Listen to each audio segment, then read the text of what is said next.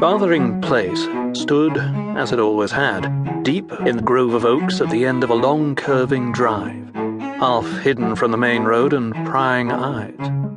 Nestled in the Hampshire countryside, the old manor house exuded respectability and permanence, rather than great beauty, but had a certain pleasing symmetry that saved it from outright stodginess.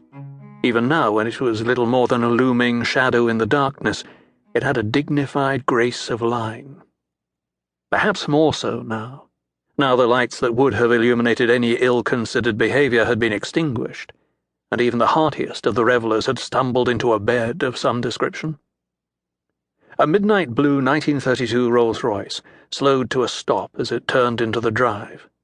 Behind the wheel, Drew Farthing took a moment to look over the grounds, bracing himself before going down to the house. Before going home. Judging by the number of cars in the drive, his absence hadn't prevented Constance from throwing one of her weekend bashes. He hadn't told anyone to expect him.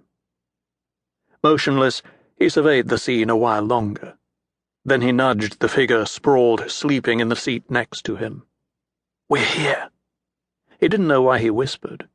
His companion struggled into a more dignified posture and raked one hand through his sandy hair, making it stick up more than it already did. "Still there, is she, Drew?" he asked through a yawn, and Drew nodded gravely. "Farthering's still there, Nick. Always there." In another moment they were at the front door, and then inside the dimly lit entry hall. Dennison was prompt to answer the bell. As always, he was perfectly groomed and suitably grave, his only concession to the lateness of the hour being the robe and slippers that had supplanted his usual formal attire. Somehow he even made those look dignified and utterly appropriate. "We weren't told to expect you, sir. Do come out of the damp." He took Drew's hat and Drew seized his hand. "How are you, Denny? You're looking grand." "Very well, sir, thank you. I trust Nicholas has remembered his place with you?" Nick grinned. "In the middle of whatever mischief I've made is his usual place," Drew said. "He never forgets that." Nick threw his arm around the butler's shoulders and gave them a strong squeeze. "Propriety," Dennison reproved. "Great to see you, Dad," Nick said, his spirits undampened. "How is the old place?" "Much less secure since you've arrived, I can assure you." The two young men laughed. "Good old Denny," Drew said.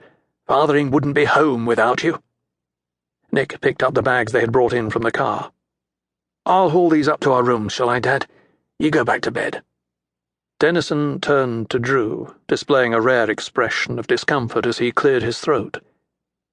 "As I said, sir, we weren't told to expect you. Madam has her guests in for the weekend, and you had to put someone in Nick's room. Never mind, he can keep on the divan in my study, can't you, Nick?" Nick grinned. "It's not just my room, is it, Dad?" "I regret to say, sir, that Madam—" "She's put someone in my room." Drew's expression grew cool. "And may I ask, Dennison, what's that noise down there?" Drew looked up to the top of the gracefully curved stairway. Constance Farthing Parker squinted down at him, straining to see without the glasses she was too vain to wear. "The master's come home, Madam," Dennison informed her. She clutched her pink satin wrapper more closely around her tall frame and, with majestic hauteur, swept down to the entryway. In her middle 50s, she still managed to look young and rather pretty in the right light.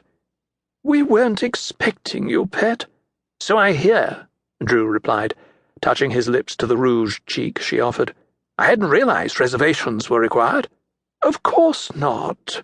It's just we've nowhere to put you, and—" She peered at Nick, who beamed at her over Drew's shoulder. "And young Dennison?" "I thought we'd agreed my room was off-limits, Mother, especially after the last time. Now, pet, Honoria couldn't help it if she was ill. Perhaps she wouldn't have been ill if she'd stopped at something less than a quart of a gin that night." Nick snickered and then, under Constance's glare, coughed decorously.